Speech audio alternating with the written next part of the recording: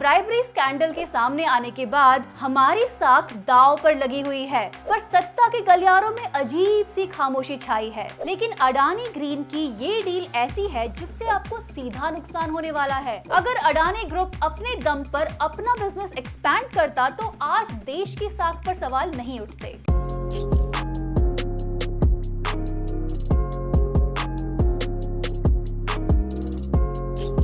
पहले के जमाने में अमीर आदमी धोखाधड़ी करके यूरोप अमेरिका भाग जाते थे। अब अमेरिका वाले ही आप पर धोखाधड़ी का आरोप लगा दे तो देश के सबसे अमीर आदमी ने ये उपलब्धि भी हासिल कर ली है। गौतम अडानी और अडानी ग्रुप के 7 लोगों पर अमेरिका की कोर्ट ने $265 मिलियन की रिश्वत के आरोप लगाए हैं। 2000 करोड़ से ज्यादा की रिश्वत। अरेस्ट वारंट भी निकाला गया है। 21 दिन के अंदर अडानी को अमेरिका के SEC या सिक्योरिटीज एंड एक्सचेंज कमीशन के सामने हाजिर होना है। रिश्वत के साथ साथ सिक्योरिटीज फ्रॉड, सिक्योरिटी फ्रॉड करने की कॉन्स्पिरेसी और वायर फ्रॉड करने की कॉन्स्पिरेसी के आरोप हैं। इस मामले को अब तक तो आप जान ही गए होंगे, नहीं?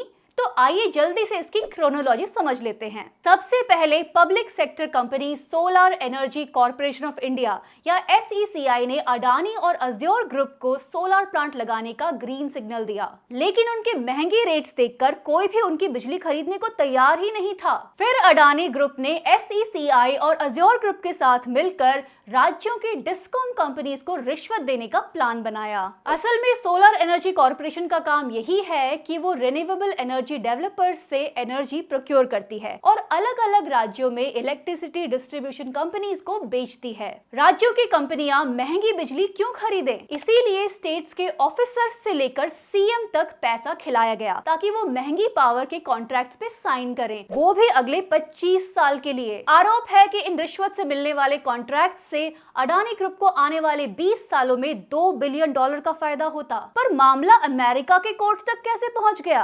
देखिए, बात ऐसी है कि अमेरिका के एंटी ब्राइबरी कानून के हिसाब से जहां अमेरिकन इन्वेस्टर शामिल हों, वहां अमेरिकन लॉ भी लागू हो जाता है। इतने बड़े प्रोजेक्ट्स को बनाने के लिए चाहिए ढेर सारा पैसा। अब तक शायद आप जानते ही होंगे कि अडानी ग्रुप आधा तो लोन पर ही चलता है। इस प्रोजेक्ट के लिए अडानी ग्रीन ने $750 मिलियन रेज किए, जिसमें लगभग $175 मिलियन US इन्वेस्टर्स से लिए गए। कोर्ट का कहना है कि ये US इन्वेस्टर्स के साथ धोखा है। उन्हें पता ही नहीं था कि इस प्रोजेक्ट की फाउंडेशन में ही रिश्वत है। अडानी एंड कंपनी ने एज यूजुअल पहले तो एलिगेशंस को बेबुनियाद बताया, कहा कि हम हर पॉसिबल लीगल रिकोर्स लेंगे। फिर 5 दिन बाद उन्होंने एक और बयान निकाला कि मीडिया को ये मामला समझ ही नहीं आया। असल में अडानी और उनके भांजे पर कोई आरोप बनता ही नहीं। लेकिन इन आरोपों के बाहर आते ही फाइनेंशियल दुनिया में खलबली मच गई। अडानी एंटरप्राइजेस के शेयर्स 23% तक गिर गए। इस ब्राइबरी स्कैंडल के सामने आने के बाद हमारी साख दांव पर लगी हुई है,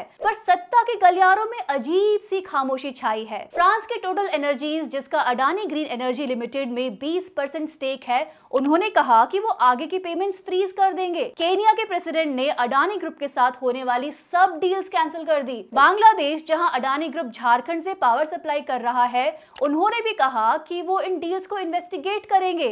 US की ही एक एजेंसी श्रीलंका में बनने वाले अडानी के एक प्रोजेक्ट में $550 मिलियन लगाने वाली थी, उन्होंने भी हाथ वापस खींच लिया है। पार्लियामेंट के पहले दिन ऑपोजिशन के मेंबर्स ने भी प्रोटेस्ट निकाला। इतना कुछ हो गया, पर मोदी जी ने मित्रता निभाते हुए अपने मुंह से एक शब्द भी नहीं कहा। ऐसे ही मौके होते हैं जब एक है तो सेफ है की हकीकत सामने आती है।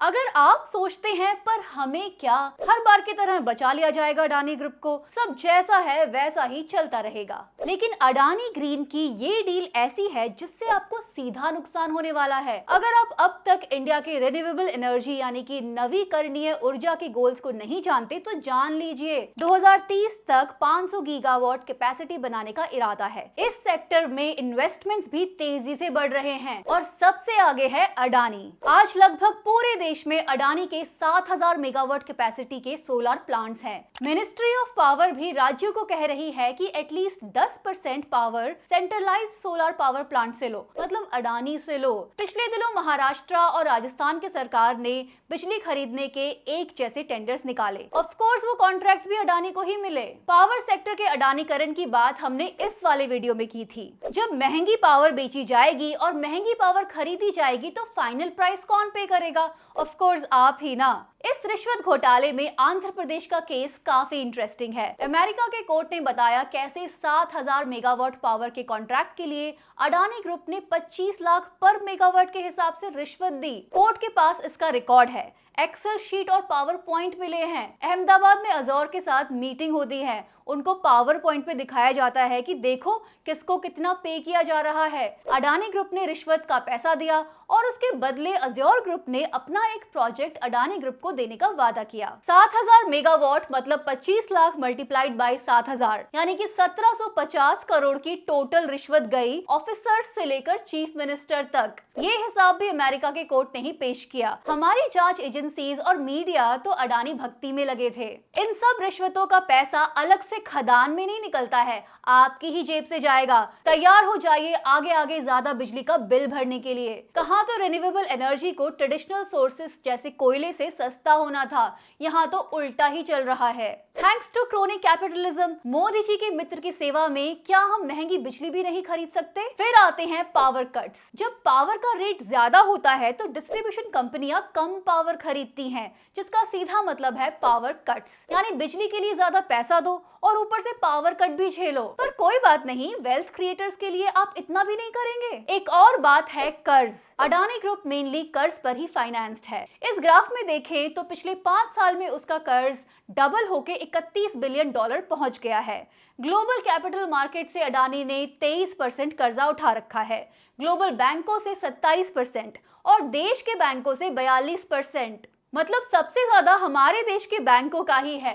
अब रिश्वत और फ्रॉड के इस केस के चलते अडानी ग्रुप पे दाग लग गया है। ऐसे में ग्लोबल इन्वेस्टर्स अपना कर्ज कम कर रहे हैं। अडानी ग्रुप को फंडिंग मिलने में और दिक्कत आएगी। पब्लिक सेक्टर बैंक्स खुद के नोट नहीं छापते, वो बैंक में रखे आपके ही डिपॉजिट्स के बदले लोन देते हैं। इसी साल हमारे बैंकों ने टोटल 1,70,000 करोड़ के लोन को राइट ऑफ किया है। 2022 में एसबीआई ने 12,700 करोड़ अडानी का ही अंडर राइट किया था।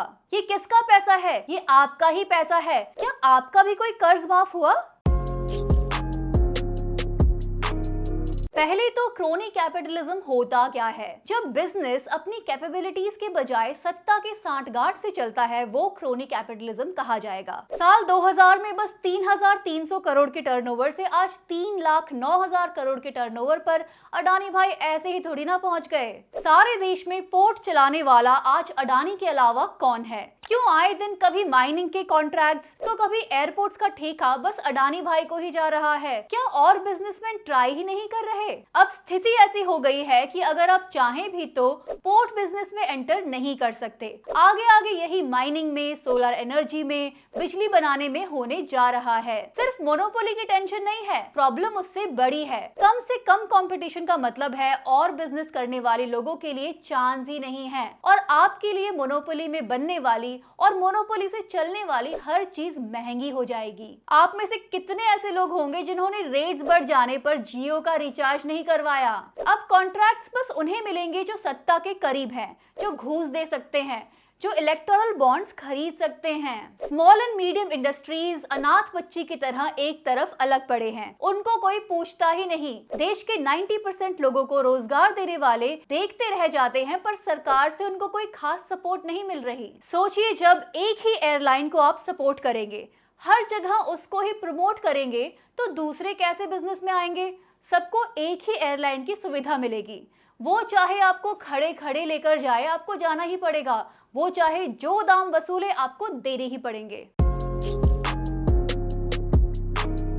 रिश्वत अडानी ग्रुप ने दी, फ्रॉड का इल्जाम अडानी ग्रुप पे लगा, पर दुनिया में हमारे देश की साख पर सवाल क्यों उठ रहे हैं? क्योंकि अडानी से पहले दुनिया भर में परम मित्र मोदी जी घूमकर आए हैं। उनके पीछे पीछे ही अडानी का बिजनेस बढ़ा है। ये तो स्क्रोल ने कुछ ही समय पहले रिपोर्ट किया था। अगर अडानी ग्रुप अपने दम पर अपना बिजनेस एक्सपैंड करता तो आज देश की साख पर सवाल नहीं उठते। अडानी ग्रुप बयान देकर चुप भी हो गया, पर बीजेपी वाले एक के बाद एक बयान दिए जा रहे हैं, अडानी को डिफेंड करने में लगे हैं। मैं भी चौकीदार से मैं भी अडानी चल रहा है।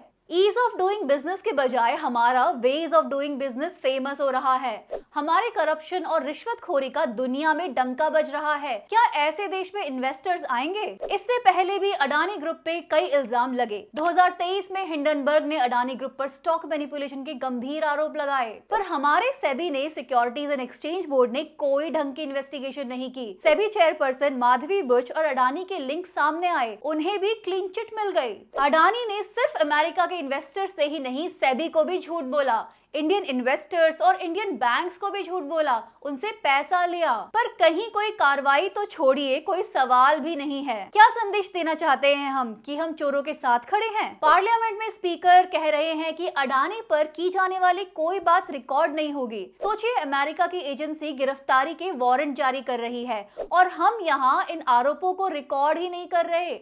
क्या ऐसे बचेगी देश की साख? साथ ही इंडियन एजेंसी, सेबी से लेकर मिनिस्ट्री ऑफ फाइनेंस और हमारे कोर्ट्स की साख का भी सवाल है। ये काम हमारी जांच एजेंसियां भी कर सकती थी, पर देश की एजेंसियों की आंखों पर राष्ट्रवाद की पट्टी बांधी जा चुकी है, उनके हाथ बंद हैं। आज पूरी दुनिया में अडानी के खिलाफ एक जन आंदोलन चल रहा है। जैसे धारावी के लोग, हसदेव के जंगलों के लोग प्रोटेस्ट कर रहे हैं, वैसे ही ऑस्ट्रेलिया में प्रोटेस्ट हो रहे हैं। जल, जंगल, जमीन बचाने के लिए वहां के इंडिजिनस लोग आगे आ रहे हैं। ऑस्ट्रेलिया में तो अडानी ग्रुप पर रेसिज्म और ह्यूमन राइट्स वायलेट करने तक के आरोप लगे हैं। पर अडानी की सेल्समैन और स्पोक्समैन बनी ये सरकार क्या अडानी के खिलाफ कोई कार्रवाई करेगी? Thank you for watching Cracknomics. आप इस बारे में क्या सोचते हैं, हमें जरूर बताइएगा। मिलते हैं अगले हफ्ते टू क्रैक मोर इकोनॉमिक्स।